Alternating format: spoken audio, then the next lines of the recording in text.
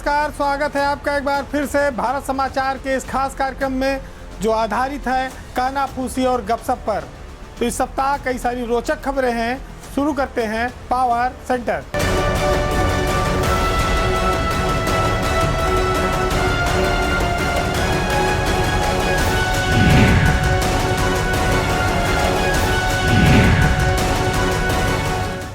वो जब सत्ता में आए थे तो कसम खाकर आए थे कि ना तो कोई ऐसा काम करेंगे जो अनैतिक हो, जो नीति के खिलाफ हो या गलत हो। लेकिन सत्ता में आने के बाद ये पता चला कि बहुत सारी चीज़ें सत्तागत मजबूरियों में शामिल होती हैं। उन्हें चाहकर भी कोई सरकार बदल नहीं पाती। योगी सरकार जब पार्ट 1 में थी तो उसने ये इच्छा शक्ति दिखाई कि वो अफसरों को सेवा विस्तार नहीं देगी, यानी कि जो लोग रिटायर हो गए उनको अब घर जाना होगा। हालांकि अपवाद स्वरूप एक दो नाम उस समय भी चलते रहे, लेकिन लगातार योगी सरकार में 6 साल से कोई आदमी एक्सटेंशन पर होगा, इसकी आप उम्मीद नहीं कर सकते। लेकिन ऐसा है, ऐसा सरकार की मजबूरियों के कारण भी है। और आप इसको ये कह सकते हैं कि पिछले 10 साल में, यानी कि एक दशक में, उत्तर प्रदेश में एक ऐसा अफसर है जो विभिन्न सरकारों की मजबूरी बना हुआ है। सरकार तमाम संकल्प लेती है, कसम खाती है, लेकिन उसके बावजूद उसे हर बार अपनी कसम तोड़नी पड़ती है। हर बार उस अफसर को सेवा विस्तार देना पड़ता है। बात आज उत्तर प्रदेश में एक विशेष सचिव स्तर के अफसर हैं गोपाल कृष्ण की हो रही है। गोपाल कृष्ण बहुत इम्पॉर्टेंट अफसर हैं। वो गोपन विभाग से जुड़े हुए हैं। गोपन मतलब कि गोपनीय काम जहां होता है, जहां मंत्रिमंडल का गठन होता है, जहां मंत्रियों को शपथ दिलाई जाती है, उनकी बर्खास्तगी होती है, जहां मंत्रियों की नियुक्ति जारी होती है और कैबिनेट के लिए एजेंडे तैयार होते हैं, सरकार की नीतियों पर जहां सारा गोपनीय कार्य होता है। अब संयोग से पिछले 10 साल से वहाँ कोई ऐसा काबिल अफसर नहीं मिल रहा है जो कृष्ण गोपाल की जगह ले सके। जब योगी सरकार शुरू में आई तो उसने कहा कि 6 महीने से ज़्यादा सेवा विस्तार किस नहीं देंगे। कृष्ण गोपाल को भी 6 महीना मिला, फिर उनको 3 महीना मिला, फिर 6 महीना मिला। ये लगातार चलता रहा। कृष्ण गोपाल 2014 में रिटायर हुए थे। आज हम 2023 में खड़े हैं। लगभग 9 साल हो चुका है और वो लगातार सेवा विस्तार पर हैं, वो नौकरी कर रहे हैं। ऐसा नहीं है कि कृष्ण गोपाल का कोई विकल्प नहीं मिला। उनके स्थान पर कई बार अधिकारी तैनात किए गए, लेकिन बिना कृष्ण गोपाल के काम चला नहीं। कृष्ण गोपाल को मंत्रिय परिषद जो है और जो कैबिनेट है उससे जुड़ी कार्रवाइयों का विशेषज्ञ माना जाता है। सरकार के गोपनीय सारे कामों की वो देखरेख करते हैं। उसमें नियुक्ति, तैनाती, बर्खास्तगी, शपथ, कैबिनेट एजेंडा, सारे संवेदनशील कार्य हैं। ये गोपन विभाग से ही होता है और कृष्ण गोपाल ही इसको देखते हैं। सरकार में ये सब काम बेहद संवेदनशील है। इनकी जवाबदेही भी सीधे मुख्यमंत्री और उनके कार्यालय के स्तर पर है, सीधी है। तो ऐसे में इतना भरोसेमंद कोई अफसर मिल पाना पिछले 10 सालों में मुमकिन नहीं हो पाया। और यही वजह है कि योगी सरकार मजबूत इच्छा शक्ति के बावजूद इस अफसर को बार बार सेवा विस्तार देने पर मजबूर है। अब आप सोचेंगे कि कोई ऐसी नज़ीर नहीं है, कोई ऐसा अतीत में उदाहरण नहीं है, लेकिन कृष्ण गोपाल का भी कोई विकल्प नहीं है। बहुत सारे चीज़ें अखबार में आती हैं, मीडिया में आती हैं और उसको आप देखते होंगे, सोचते होंगे कि ये तो एक आदमी के लिए सारे नियम कानून तोड़ दिए जा रहे हैं, टूट गए। लेकिन यहीं पर जहां नियम कानून के टूटने को हम देखते हैं, उससे के दूसरा पक्ष है सरकार की मजबूरी। मजबूरी काबिलियत की भी हो सकती है, निष्ठा की भी है, ईमानदारी की भी है और साथ साथ भरोसे की भी है। कृष्ण गोपाल पर मुख्यमंत्री के अपर मुख्य सचिव एसपी गोयल का काफ़ी भरोसा भी है। गोयल और कृष्ण गोपाल सीधे बातचीत करते हैं और जब इतना बड़ा अफसर सीधे भरोसे में है तो सेवा विस्तार तो मिलता ही रहेगा। संयोग से योगी सरकार दोबारा रिपीट हुई है। अभी वो 4 साढ़े 4 साल और सत्ता में रहेगी। इस कार्यकाल में। तो अभी कृष्ण गोपाल की विदाई आसान नहीं है, अभी फ़िलहाल वो चलते रहेंगे। कुछ लोगों के लिए ये कहा जाता है कि भाई ईश्वर ने उनकी किस्मत अलग से लिखी है। कृष्ण गोपाल विशेष सचिव कैडर के आदमी रहे, उनके तमाम दोस्तों को इस पर रंज होता है कि उनको 10-10 साल हो गए रिटायर हुए, कितने लोग परलोक सिधार गए, कृष्ण गोपाल आज भी कुर्सी पर बने हुए हैं। तो देखने का दो नज़रिया है। अब एक तो सरकार को काम किसी न किसी से लेना है, उतना भरोसेमंद अफसर नहीं मिल पा रहा है। दूसरा, नियम कानून भी टूट रहा है। तीसरा, बहुत सारे अफसरों को रंज होता है कि काश हमारी भी ऐसी किस्मत होती। तो हर सरकार में, समाजवादी सरकार में भी कृष्ण गोपाल एक्सटेंशन पर रहे, योगी सरकार में भी वो एक्सटेंशन पर चल रहे हैं। और ये सेवा विस्तार ताज़िंदगी रहेगा या कभी ख़त्म होगा, ये आने वाला वक्त तय करेगा। अब एक ऐसी खबर जो बड़ी हकीकत है और होली का त्यौहार है निकट, उससे भी जुड़ी हुई है। हमारी सरकार ये कहती है कि हम किसानों की आय दुगना करना चाहते हैं, हमने दुगना कर दिया है। लेकिन जब खेती किसानी की ओर आप नज़र डालते हैं, जिसमें खेती, किसानी, गरीबी, पशुपालन, ये सब चीज़ें जुड़ी हैं, तब हम देखते हैं कि वहाँ पर हालात अच्छे नहीं हैं, ख़राब हैं। और इनके उत्थान के लिए जो महकमे बनाए गए, जो बड़े बड़े दावे हैं, वो भी आर्थिक संकट से जूझ रहे हैं, वो भी बंद होने के कगार पर हैं। आज बात एक ऐसे संस्थान की हो रही है जो उत्तर प्रदेश में दुग्ध विकास विभाग से संचालित होता है, किसानों से जुड़ा महकमा है पराग दूध का। पराग जो संस्था है, ये उत्तर प्रदेश की सरकार की बड़ी प्रेस्टीजियस संस्था है। किसानों का दूध वो खरीदती है, उस दूध का डिस्ट्रीब्यूशन शहरों में होता है, तमाम सारे उससे बाई प्रोडक्ट्स बनते हैं, जिसमें दही हो गया, पेड़ा हो गया, छेना खीर हो गई, मट्ठा हो गया, तमाम सारी चीज़ों को बेचता है और अर्निंग करता है। लेकिन आपको जानकर हैरानी होगी कि पराग संस्था बंद होने के कगार पर है। उत्तर प्रदेश में इस समय वह अभूतपूर्व संकट के दौर से गुजर रही है और ऐसे समय में गुजर रही है जब इस समय देश का सबसे बड़ा त्यौहार होली सर पर है। लेकिन पराग के पास किसानों के भुगतान और कर्मचारियों को वेतन देने तक का पैसा नहीं है। पिछले कई सालों में यह पहला मौका है जब इस साल प्लांट पर खोया भी बनाने का काम ठप हो गया है। क्यों? क्योंकि पैसा नहीं है। पराग के पास खोया बनाने लायक दूध भी नहीं बच पा रहा है। हैरत आपको इस बात पर भी होगी कि पराग में करीब 500 कर्मचारी काम करते हैं, लेकिन इनको सितंबर महीने से अब तक वेतन नहीं मिला है। पराग डेयरी की जो लखनऊ यूनिट है, वहाँ सितंबर से वेतन न मिलने का मतलब आप समझिए कि होली है सर पे आ गई। अक्टूबर, नवंबर, दिसंबर, जनवरी, फरवरी, मार्च, 6 महीने से पता नहीं कैसी होली होगी इन कर्मचारियों की जिनको वेतन नहीं मिला है। उनके घर में कैसे त्यौहार मनेगा। लखनऊ यूनिट को संचालित करने के लिए 6 लाख लीटर दूध लगभग उसकी रोज़ की देनदारी है और इतनी दूध की आवक और खर्च है। नॉर्मल दिनों में 1 लाख लीटर दूध आता है, लेकिन आज की तारीख में हम उसका 40,000 50,000 लीटर ही मंगा पा रहे हैं। तो कितना अंतर आ गया है। इतना बड़ा त्यौहार नज़दीक है। आपने देखा होगा पराग के बूथ तमाम बने हुए हैं, वहाँ से कई टन खोया बिकता है, लोग ले जाते हैं घरों में, गुजिया बनाते हैं त्यौहार मनाने के लिए। लेकिन इस बार पैसे की कमी के चलते खोया नहीं बिक पा रहा है। अब उम्मीद करें कि शायद 4 दिन बचा है होली में, सरकार को कुछ सुध ले। लेकिन हैरत की बात यह है कि जिस गाय को हम माता मानते हैं, जिस विभाग के मंत्री हैं धर्मपाल सिंह, प्रमुख सचिव हैं रजनीश दुबे, जो जिम्मेदार और कर्णधार लोग हैं, उनको भी इसकी जानकारी है। लेकिन जब बैठेंगे टीवी और अखबार के सामने तो डींग हाँकेंगे कि इतना बांट दिया, इतनी गौशाला बना दी, इतना दूध बिक रहा है, इतना उत्पादन हो रहा है, सबके घर घर दूध मुंह में डाल दिया गया है।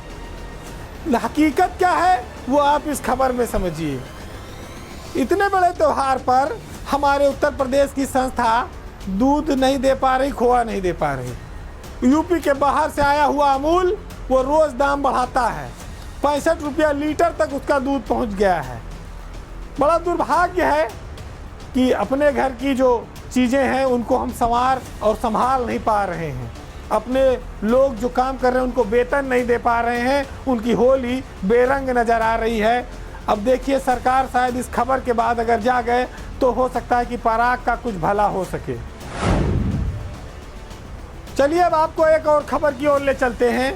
जो यूपी की ब्यूरोक्रेसी में एक नया चलन शुरू हुआ है कि प्रमोशन से पहले ही प्रमोशन दे दो। मतलब कोई कानून नहीं है जिले इलाही के लिए, बिना कारण बताए जिसे छुट्टी पे चाहे भेज दो, चाहे जूनियर को सीनियर बना दो, मेरी मर्जी मैं चाहे जो करूं। ऐसा नज़ारा उत्तर प्रदेश की ब्यूरोक्रेसी में आप इन दिनों देख सकते हैं। हम उदाहरण सहित आपको इस बात को समझाएंगे कि कैसे ये है कि जूनियर अफसरों को बिना प्रमोशन के सीनियर पदों पर बिठाया जा रहा है। ताज़ा मामला जो है वो बरेली के मंडल का है, जहां पर कमिश्नर बनाई गई हैं सौम्या अग्रवाल। वो प्रभारी कमिश्नर बनाई गई। सौम्या अग्रवाल 2008 बैच की IAS अफसर हैं, यानी कि ये बैच अभी जिलों में DM है, विशेष सचिव रैंक में है। अगले साल ये लोग प्रमोट होकर सचिव रैंक में आएंगे, तब ये किसी मंडल में कमिश्नर बन सकते हैं। लेकिन सरकार की मेहरबानी से वो इसी साल प्रभारी कमिश्नर बरेली की बना दी गई हैं। उनको प्रमोट होना अगले साल है। आप देखिए कितनी विचित्रता है। अच्छा, बरेली में कमिश्नर थी संयुक्ता समद्दर, उनको बिना कारण बताए छुट्टी पर भेज दिया गया है। उन्हें सरकार ने अभी कोई तैनाती नहीं दी है। संयुक्ता समद्दर को लेकर न उनके हटाने पर कोई आदेश जारी हुआ, न उनको प्रतीक्षारत करने पर, बस उनकी जगह पर सौम्या अग्रवाल को तैनाती दे दी गई। संयुक्ता समद्दर कहाँ चली गई किसी को कुछ नहीं पता। हालांकि 6 महीना पहले ही लगभग वो बरेली की कमिश्नर बनी थी। उनको हटाने के पीछे क्या कारण है? पंचम तल की क्या नाराजगी थी? कौन सी ऐसी बात है जो उनको 6 महीने में बरेली जैसी महत्वपूर्ण कमिश्नरी गंवानी पड़ी? इस पर चर्चा हो सकती है, लेकिन चर्चा इस बात पर भी होनी है कि बलिया की DM रही सौम्या अग्रवाल प्रभारी कमिश्नर अभी से क्यों बना दी गई। आप अगर इसको देखेंगे तो सोचेंगे कोई त्रुटि हो गई नियुक्ति विभाग द्वारा, नासमझी हो गई। लेकिन जानकार ये मानते हैं कि सौम्या अग्रवाल के इस पद के पीछे पंचम तल के एक अफसर का बड़ा मजबूत संरक्षण है। हालांकि ब्यूरोक्रेसी में सरकार के इन फैसलों पर चर्चा होती है, लेकिन अफसर डरते हैं, कोई खुल के तो बोलता नहीं है। हाँ, इतना ज़रूर है कि कुछ लोगों को दर्द है कि तमाम सारे सचिव रैंक के अफसर हैं यही लखनऊ में, शासन में पढ़े हैं, कुछ सेंटिंग में पढ़े हैं, और जो सचिव बना नहीं है वो जाके कमिश्नर बन जा रहा है, DM सिर्फ छोड़ दे रहा है। बलिया में कमिश्नर थी तो कमिश्नर बनने के योग्य लोग जिनको संरक्षण नहीं है, प्रोटेक्शन नहीं है SPG का, वो किनारे पड़े हुए हैं, और जो अभी पात्र नहीं हुए उनके लिए पहले से सीट रिजर्व कर दी गई है। हम लोग जब रेलगाड़ी में यात्रा करते थे, ट्रेनों में, तो जब गेट पे बहुत भीड़ हो जाए तो जो बहुत होशियार लोग रहते थे रुमाल निकाल के खिड़की जाके सीट पे रख देते थे और जगह ज़मीन अपनी जो है सीट मुछ कर लेते थे, रिजर्व कर लेते थे कि अब इस पर कोई ना बैठे। तो क्या ब्यूरोक्रेसी भी इसी तरह खेल चल रहा है कि दरवाजे पे बड़ी भीड़ है तो खिड़की जाकर रुमाल डाल दो कमिश्नर के पद पे कि अभी इस पद पे हम बैठेंगे? हैरत की बात है कि सौम्या अग्रवाल जब उन्नाव में DM थी समाजवादी सरकार में, तब यही BJP के नेता उनको आगरा एक्सप्रेसवे के निर्माण में मुआवजे में घपले का आरोपी कहते थे कि इन्होंने करोड़ों का घपला कर लिया, उन पर आरोप लगाए। लेकिन आज वही सौम्या अग्रवाल के लिए नियम कानून तोड़ दिया गया। इससे पहले भी नियम टूटा था।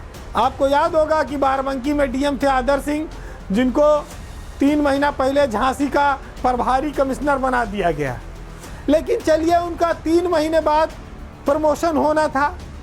यहाँ तो भाई 1 साल बचा है, अभी दूर दूर तक उम्मीद नहीं है। कल को कोई जांच हो जाए, कोई मामला फंस जाए तो मैडम को प्रमोशन मिले कि ना मिले, यहाँ प्रमोशन वाली सीट पहले से रिजर्व कर दी गई।